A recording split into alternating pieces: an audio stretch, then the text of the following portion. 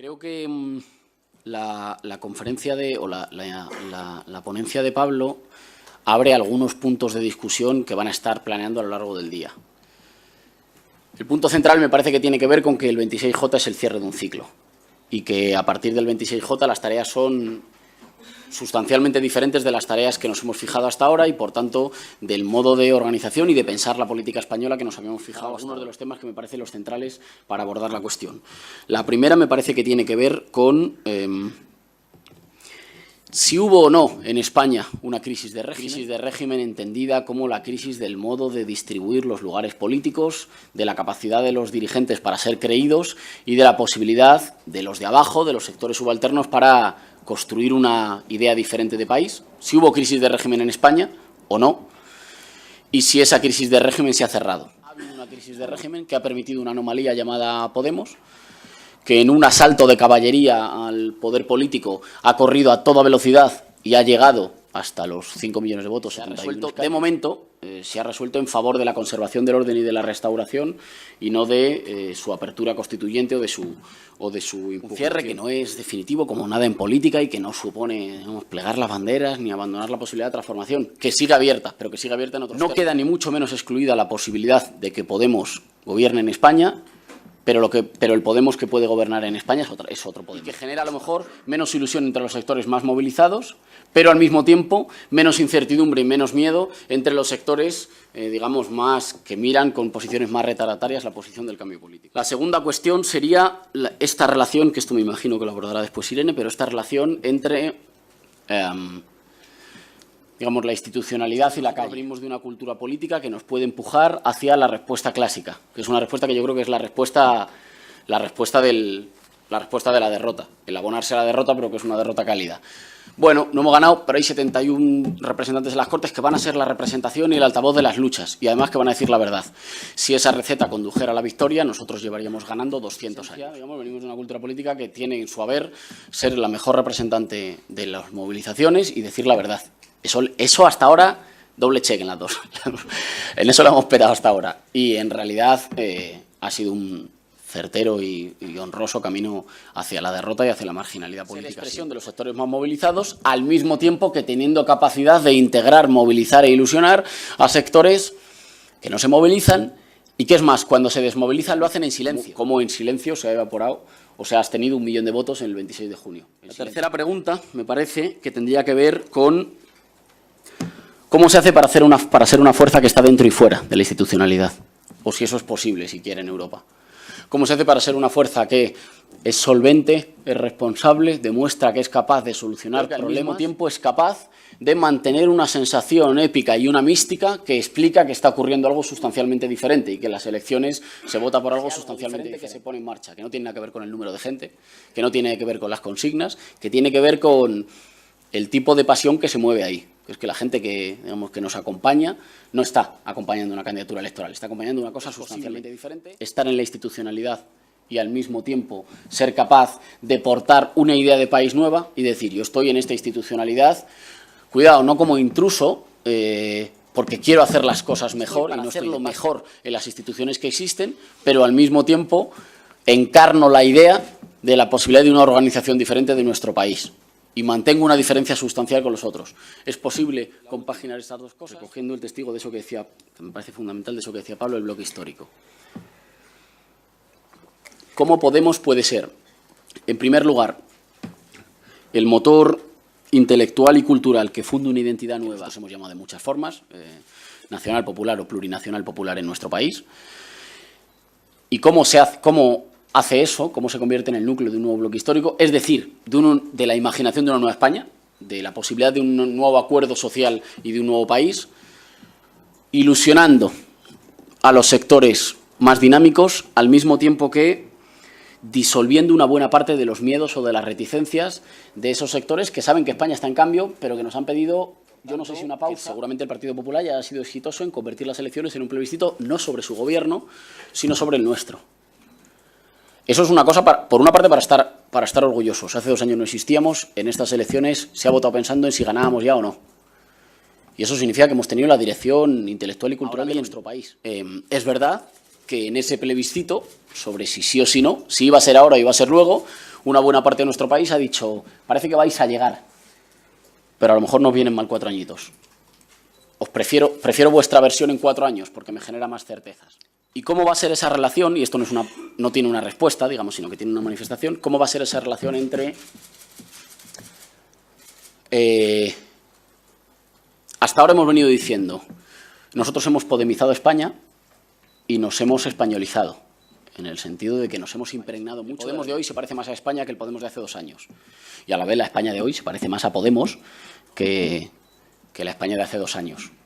Creo que afortunadamente. Nosotros hemos contaminado, en el mejor sentido de la palabra, nuestro país y nuestro país nos ha impregnado mucho. Bueno, ¿quién va a tener la batuta en ese proceso? Es decir, yo creo que Podemos va a gobernar España.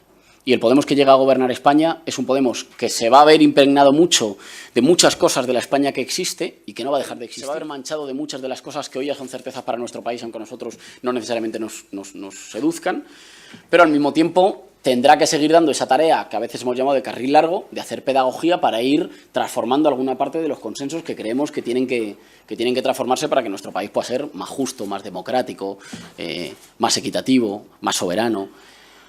¿Y cómo pensamos esa relación de equilibrio entre cuánto te manchas tú de tu país para llegar a gobernarlo y cuánto lo transformas, ¿no? Que afortunadamente por primera vez, desde el ciclo corto y acelerado electoral, lo podemos pensar en términos de a más medio plazo.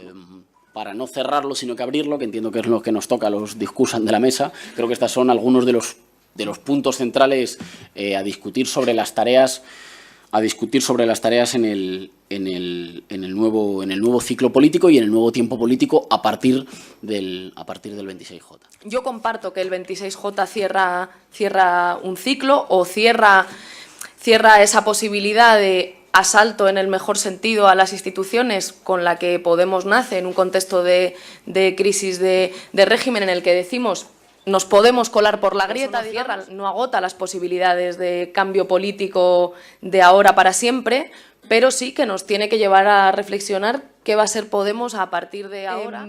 Al respecto de la paradoja que decía Pablo del 1.000.000 de votos, yo introduciría un elemento más para pensar, al que creo que no prestamos atención, pero que ya se empezó a prefigurar cuando entramos en el Parlamento español el 20 de diciembre. Para nosotros había sido relativamente exitoso construir 2 campos políticos y construir esa lógica del arriba abajo, hacer que fuese hegemónica en el debate. No nos queda más remedio, una vez que estamos dentro de las instituciones, que empezar a operar ya no en la lógica arriba abajo, casta pueblo, sino en una lógica en la que había que distinguir entre la casta del PP y la casta del PSOE, porque con el PSOE sí teníamos posibilidades o sí creíamos que era posible gobernar, y entonces teníamos que entrar en una lógica en la que hablábamos mucho menos de los problemas de la gente, hablábamos mucho menos de esa oposición arriba del país, estaba volcada en la configuración de unos pactos de gobierno que nos obligaba todo el rato a situarnos en una lógica, no sé si izquierda-derecha, pero al menos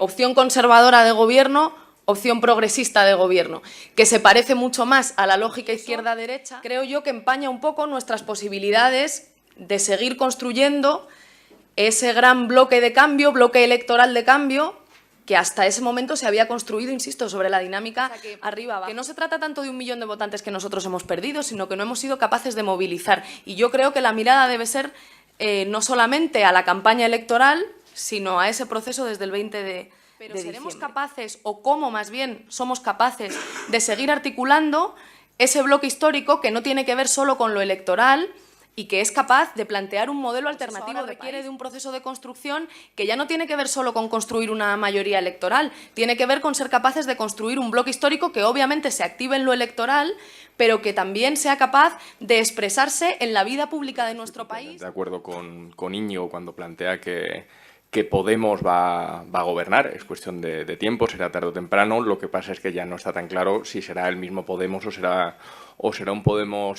sí que me parece obvio, y en este sentido quería introducir otro tema encima de la mesa, es que ganar dentro de 4 años nos hace perder en cualquier caso una oportunidad histórica de liderar este país.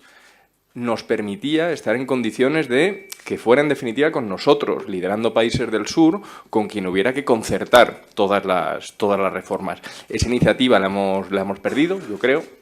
lo tenemos que asumir y eso es un problema grave y no es un problema grave ni siquiera solo para España, sino que es un problema grave para el conjunto de Europa. ¿En qué no estoy de acuerdo, en cierto modo? Y con Íñigo, yo creo que no estoy de acuerdo con que dé tan poco rédito decir la verdad. No es verdad que llevemos 200 años perdiendo todo el constitucionalismo rígido, todas las constituciones fuertemente sociales que surgen en Europa como resultado de la derrota del fascismo son, en fin, un resultado que tenemos que interpretar como nuestro, una conquista de las fuerzas populares, yo diría. El problema ahora es que se nos ha olvidado, o se ha olvidado socialmente, cuál es el fundamento al que respondía la Unión Europea, cuál es el fundamento al que respondía, sobre todo, las constituciones rígidas y fuertemente sociales de cada uno de los países. Es decir, se ha perdido el fundamento en el sentido de es que ya ni siquiera entendemos muy bien las instituciones, digo, socialmente, los politólogos y tal, pues sí lo entendéis, pero socialmente se han dejado de entender a qué principios responden las instituciones de las que formamos parte. No sé, que la Constitución dijera que el conjunto de la propiedad está subordinada a principios de utilidad pública. Es decir, esto cualquiera lo lee ahora mismo y dice, bueno, esta anomalía, qué rara. La Constitución española, o sea, que decir, no la de la Unión Soviética. Este es el reto, construir un bloque histórico. Yo diría que nuestra principal oportunidad para construir un bloque histórico, y en esto sé que voy a estar de acuerdo con Juan Carlos, es hacer mucha pedagogía, sí, decir la verdad. Y sobre todo una verdad que nos permita recuperar la memoria de cuál es el fundamento al que responden nuestras constituciones. Nuestras constituciones que son una cuestión de compromiso con la democracia, con la justicia, con la verdad, con la dignidad, y que esto de la dignidad y la ciudadanía es una cosa que o nos incorpora a todos o no incorpora a nadie. O sea, que decir, esto es, ninguno somos ciudadanos en la medida en que tengamos una parte de nuestros conciudadanos que no lo sea.